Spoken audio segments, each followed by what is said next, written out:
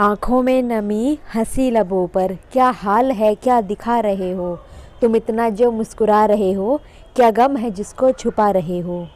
ऐसे कालजयी गीत के रचनाकार कैफ़ी आज़मी जी के बारे में आज हम जानेंगे। इस गीत को संगीतबद्ध किया है जगजीत सिंह जी ने। इसको आपने मूवी में ज़रूर सुना होगा। यह गीत कैफ़ी आज़मी के द्वारा लिखा गया है।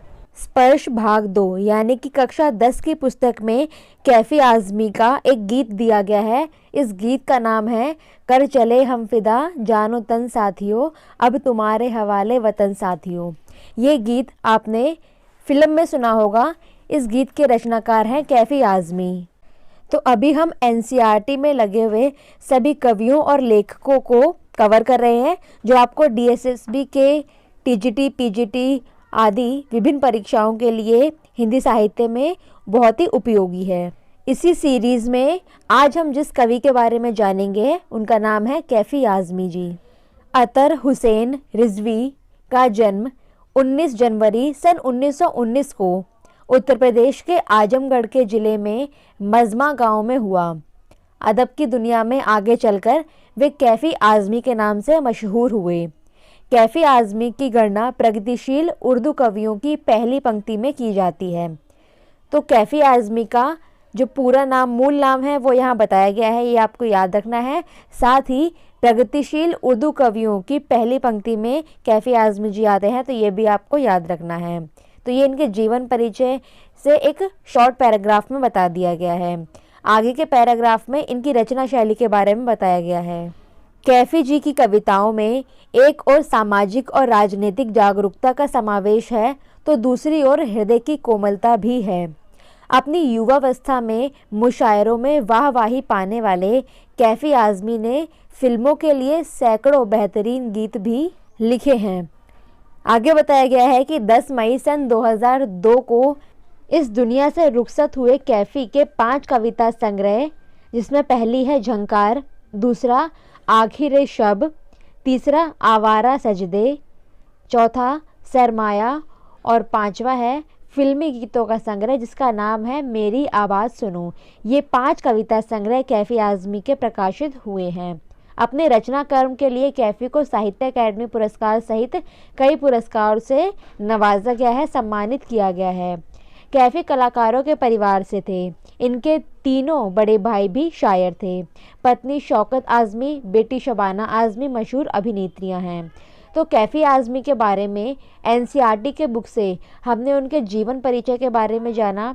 फिर उनकी लेखन शैली के बारे में हमने जाना कि इनकी लेखन शैली सामाजिक और राजनीतिक जागरूकता का समावेश लिए हुए हैं।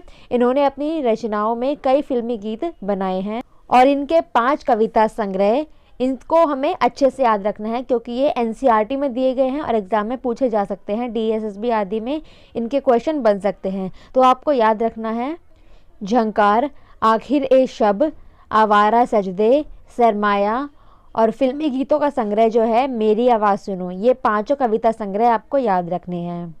साहित्य अकादमी अवार्ड के साथ ही भारत सरकार द्वारा कैफ़ी आज़मी जी को पद्मश्री पुरस्कार से सम्मानित किया गया। फिल्म फेयर अवार्ड से भी इन्हें सम्मानित किया जा चुका है।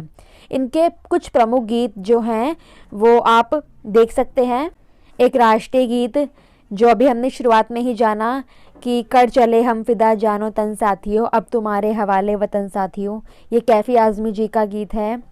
इसके अलावा एक गाना है वक्त ने किया क्या हंसी सितम, ये कागज़ के फूल फिल्म में दिया गया, ये भी कैफ़ी आज़मी जी का ही गीत है। एक और गीत जो कैफ़ी आज़मी जी का है, ये दुनिया ये महफिल, जो हीर रांझा फिल्म में दिया गया। ये कुछ गीत, फिल्मी गीत जो हैं ये कैफ़ी आज़मी जी जो एक बड़े शायर हैं उनके द्वारा लिखे गए। तो सिर्फ हिंदी साहित्यकारों को जानने से ही आपका एग्ज़ाम पास नहीं होगा। एनसीईआरटी में दिए गए सभी शायर, गज़लकार, रचनाकार, निबंधकार, कविताकार, सभी को आपको जानना ज़रूरी है। तो एक बड़े शायर कैफ़ी आज़मी जी के बारे में आज हमने जाना।